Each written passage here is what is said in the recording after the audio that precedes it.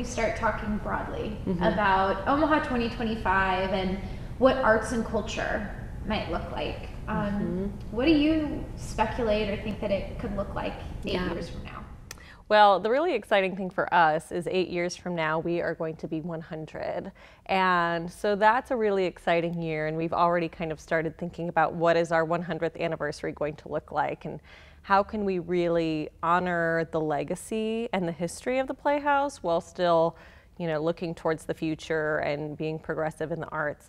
I think that a vision that I have is that the Playhouse becomes a community resource where everybody in the community feels like they have a place here, whether that's on stage, in back on the crew, or in the audience.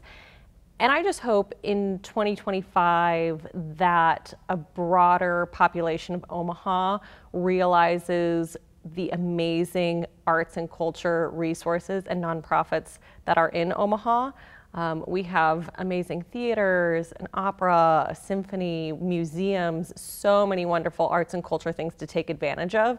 And I hope that a broader population is doing so in 8 years. In terms of, taking a look at the history of the Playhouse, I mean, it really is such a staple nationally in terms of community theater, but also here. How do you keep that energy going? I mean, that's a big legacy to live up to. Absolutely. The Playhouse has an amazingly rich history.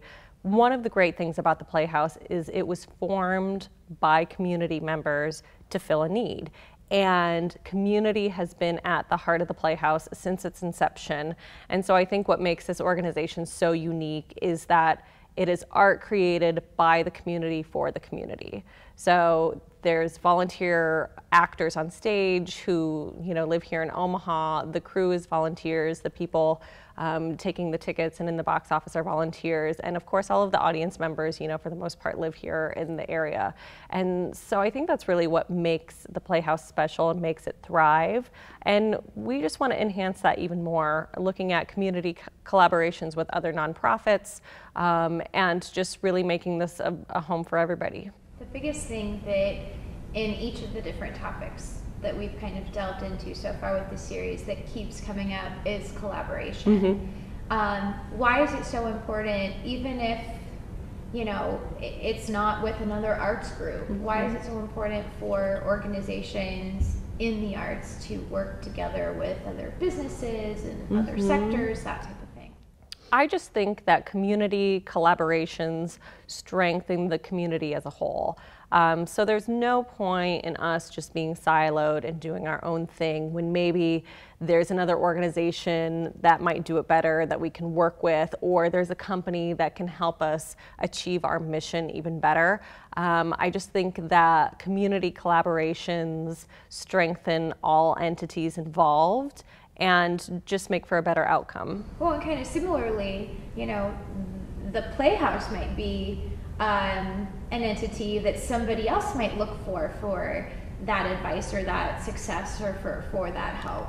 Absolutely. We're exploring right now how can we create a residency program with other theater groups. How can we be a resource for artists here in town that want to get involved in another way besides just our productions. We have a lot of different ways for people to get involved, but we're looking at expanding that just to see how we can better serve the community, since we are the community theater. Wonderful.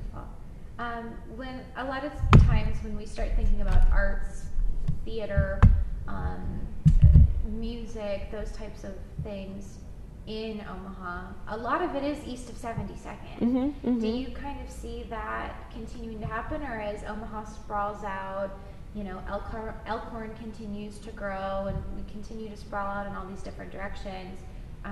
Do you see east of 72nd still being kind of the main hub for arts, or some other places popping up?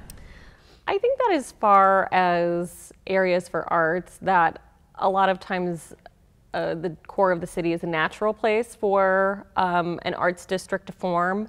I'm really excited that our home here in Dundee in Midtown has become sort of an arts corridor now with the Omaha Conservatory of Music, the Omaha Academy of Ballet, Do Space, UNO. Like, we're really kind of an artistic corridor.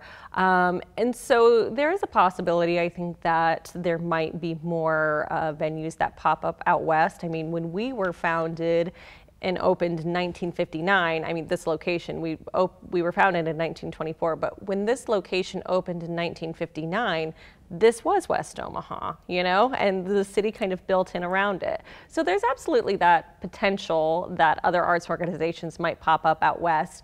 You know, I hope that, I think a city is strengthened when sprawl is limited, though, and, you know, a lot of the infrastructure is kind of concentrated more at the core of the city. So hopefully the downtown and midtown areas are still very much focused on for development and revitalization. We're all waiting to see what happens with Crossroads, and so I'm hoping, you know, that that is still a focus. But absolutely, there might be the potential of new venues popping up other places. We can't talk about the future without technology. Mm-hmm, you know, mm-hmm. Whether it's neat gizmos and gadgets, and the way that you can use some of that technology for stage magic, or you know, maybe a whole different interactive theater experience, or what are ways that you could see technology playing a role in how the Playhouse works with the community in the future? Right. Well, I think that technology impacts theater all the time, and it's ever changing because of it. So it's a little difficult to predict what the next technological advancement will be in the arts. One thing that has been popping up a lot more in performing arts is projections and projection design, and that's something that you've seen a little bit more in our productions recently.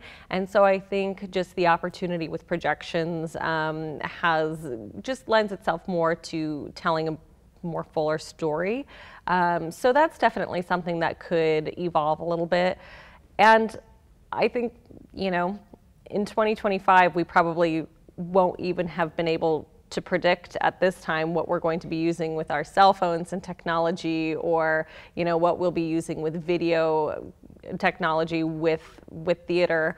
I kind of can't even speculate what the future holds with technology and theater, but it's going to be pretty amazing, I'm sure. I could totally, like, I think of how now you can sometimes go to some of the movie theaters Mm-hmm. and see, you know, the Broadway play or the opera or whatever it is. Yeah, like, the simulcast. You know, seeing if something like that is on our iPads or on Mm-hmm. an app, or, you know. Yeah, absolutely. Any way that we can use technology to just introduce more people to the arts, I think, is a really positive thing. You know, even just simple things as far as the audience experience, you know, how can we use technology in the lobbies, and, you know, ordering tickets, of course, that's always changing to better enhance the patron experience too. I think that there's going to be limitless opportunities. Okay, so Omaha is very, very rich in arts organizations for it being a, you know, mid-sized city. Do you see in the future even more organizations popping up, or, you know, theater, like a couple of theaters consolidating, or, you know, as opposed to collaboration, which we've talked about? Right. Do you see more organizations growing, or the number of organizations in the community shrinking? I think theater organizations and arts organizations as a whole kind of ebb and flow over time. You know, the theaters that exist now are not necessarily the theaters that existed in the early 90s. I think that we used to have a really strong dinner theater scene here in Omaha, the Firehouse Dinner Theater, the Dundee Dinner Theater, and as they kind of phased out, I think more theater groups developed. And so I think that that's just an ebb and flow. That's going to be ever changing. There's a few, I think, that have really sort of become staples in Omaha. Of course, with the Playhouse being 92 years old, you know, we're not going anywhere. The Symphony, of course, is in its 90s. You know, the opera is going to be celebrating their 60th season next year. And of course, Omaha Performing Arts now 10 plus years old. You know, there's definitely some staples in the community.